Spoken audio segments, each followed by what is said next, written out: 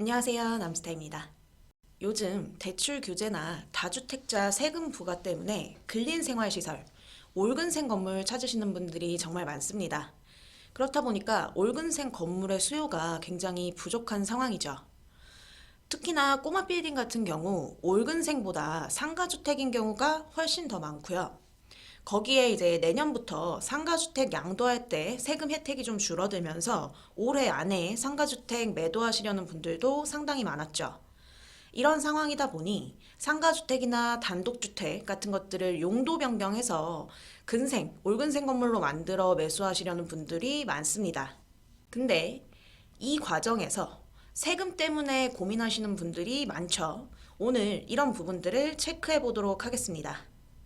일단 주택에서 근생으로 용도 변경을 할 때 용도 변경 신고가 아니고 허가를 받아야 합니다. 왜냐하면 상위군으로 변경하는 것이기 때문이죠. 주거업무시설군에서 근린생활시설군으로 허가를 받아야 하는 사항입니다. 그러면 용도 변경할 때 체크해야 할 것들을 좀 볼까요? 가장 먼저 용도 변경이 가능한가를 보셔야 합니다. 특히 건물에 위법 사항이 없는지 위반 건축물 여부를 확인하셔야 하는데요. 건축물 대장을 떼보면 이렇게 위반 건축물이라고 노랗게 표시가 됩니다. 근데 건축물 대장상에 기재되어 있지 않은 불법 건축물이 있는 경우도 상당히 많기 때문에 이런 부분들을 좀 체크하시는 게 좋습니다. 불법 건축물이 있으면 원상복구를 하셔야 용도 변경이 가능합니다. 이 상태로는 용도 변경이 허가가 나질 않아요. 이 과정에서 또 추가 비용이 발생할 수 있기 때문에 계약 전에 미리 체크하시는 게 좋습니다. 그리고 또 주차 대수라든지 정화조 용량, 그리고 구조 안전 확인에 대한 내진 보강 필요 여부, 또 하수도 원인자 부담금, 용도 변경 비용 부담은 누가 할지 등에 대해서도 생각을 하셔야 하죠. 물론 대부분 당연히 건축사 사무소에 의뢰를 해서 진행을 하시죠. 정화조 용량이 부족하면 1년에 한 번인 청소를 2번 청소해야 되거나 면적에 따라서 이제 허가가 나지 않을 수도 있습니다. 이런 경우 정화조 추가 설치 비용이 또 크게 발생을 하는 경우도 있고요. 또 용도 변경할 때 용도 변경 전과 후에 도면이 필요한데 변경 전에 평면도가 있는 경우는 그걸 활용하면 되는데 오래된 건물들은 사실 그 도면이 없는 경우가 많습니다. 그럼 이것도 건물을 실측해서 건축물 대장이랑 맞춰서 건축사분이 또 그려야 하기 때문에 추가 비용이 발생할 수도 있죠. 그래서 보통 건축사 사무소에 의뢰하면 층당 2, 300 정도, 많게는 500만 원 이런 식으로 비용이 발생을 하고요. 그 외에 정화조나 이런 이슈들, 철거 비용이라든지 시설 비용이 들어간다든지 이런 게 추가되면 금액은 더 늘어날 수 있겠죠. 정확한 건 건축사에 의뢰를 해서 견적을 받아보셔야 합니다. 그럼 이제 주택에서 근생으로 용도 변경된 건물을 매도하고 매수하는 데 있어서 세금 관련 문제는 없는 건지 궁금해하시는 부분에 대해서 정리를 해보겠습니다. 원래 양도소득세나 취득세를 계산할 때 취득 및 양도 시기는 대금을 청산한 날, 즉 잔금 지급일이 기준이 됩니다.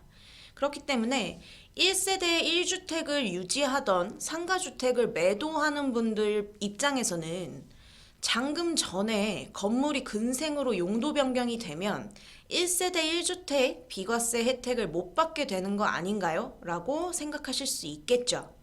이런 문제로 매도인이 잔금 후에 용도 변경해라 이러면 또 매수인 입장에서는 주택을 끼고 건물을 매수해야 하기 때문에 취득세 중과나 대출 부분에서 문제가 생길 수 있죠. 하지만 양쪽 다 걱정하실 필요가 없습니다. 매수인 입장에서 잔금 전에 용도 변경을 하면 대출이나 취득세 중과를 피할 수 있게 되므로 문제가 없겠죠. 근생 건물을 취득하게 되는 거니까요. 근데 문제는 이제 매도인이죠. 1세대 1주택을 유지하던 매도인 입장에서 잔금 전에 용도 변경을 했을 경우 근생으로 비과세 혜택을 못 보는 거 아닌가에 대한 고민이 해결돼야겠죠. 이럴 경우에는요. 계약서를 쓰실 때 특약사항 기재가 가장 중요합니다. 겸용주택 매매 계약 후 잔금 청산 전 매수자가 용도 변경하는 경우 취득, 양도 시기에 대한 질의 회신 내용을 좀 보면 양도세가 비과세되는 1세대 1주택의 판정은 원칙적으로 양도일이 기준이지만 계약할 때 계약서상 특약사항으로 잔금 전 매수자가 주택 외 용도로 사용할 것을 약정한 경우 양도 시기를 매매 계약일 기준으로 판정받을 수 있다고 나와 있습니다. 즉, 계약서상 특약사항에 잔금 전 용도 변경에 대한 내용이 기재되어 있다면 잔금 전에 근생으로 용도 변경이 되더라도 매도인은 매매 계약일 기준으로 해당 건물을 주택으로 인정받아서 1세대 1주택 비과세 혜택을 받으실 수 있게 됩니다. 그렇게 되면 매도인은 매매 계약일 기준으로 주택으로 적용돼서 1세대 1주택 비과세 혜택도 받을 수 있고요. 매수인은 잔금 지급일을 기준으로 해서 근생 건물로 취득하게 되어 주택 취득세 중과 적용을 받지 않고 4.6%의 취득세를 낼 수 있게 됩니다. 그래서 주택을 근생으로 용도 변경해서 매매 계약을 하게 된다면 첫 번째로 잔금일 전에 이제 매도인이 주택 부분 임차인을 명도하고 두 번째로 주택 부분을 근생으로 바꾸는 용도 변경 허가를 받아야 합니다. 이때 건축사의 도움을 받아야 하고 비용이 발생하죠. 이 비용은 매도인이 부담하는 경우도 있고 매수인이 부담하는 경우도 있어서 건물마다 다 다릅니다. 협의에 의해서 진행을 하게 되죠. 매도인이 좀 급하게 건물을 팔아야 하는 상황이라면 직접 명도하고 용도 변경까지 해주는 경우도 있긴 한데 그렇지 않은 경우는 대부분 이제 매수인이 용도 변경하는 조건으로 계약이 많이 되긴 합니다. 아무튼 주택에서 근생으로 용도 변경한다고 해서 취득 양도 시기가 매도인, 매수인에게 불리하게 적용되지 않는다는 점 확실하게 알고 계시면 될 것 같습니다. 추가로 잔금 전에 주택을 아예 멸실하는 경우 취득 양도 시기는 어떻게 될까요? 주택을 잔금 전에 멸실하는 경우에도 매매 특약에 의해 1세대 1주택을 멸실한 경우라면 매도인은 매매 계약일을 기준으로 1세대 1주택 비과세 혜택을 받을 수 있습니다. 매수인은 잔금일 기준으로 주택을 멸실한 후에 토지를 매입하게 되므로 주택 취득세 중과가 되지 않겠죠.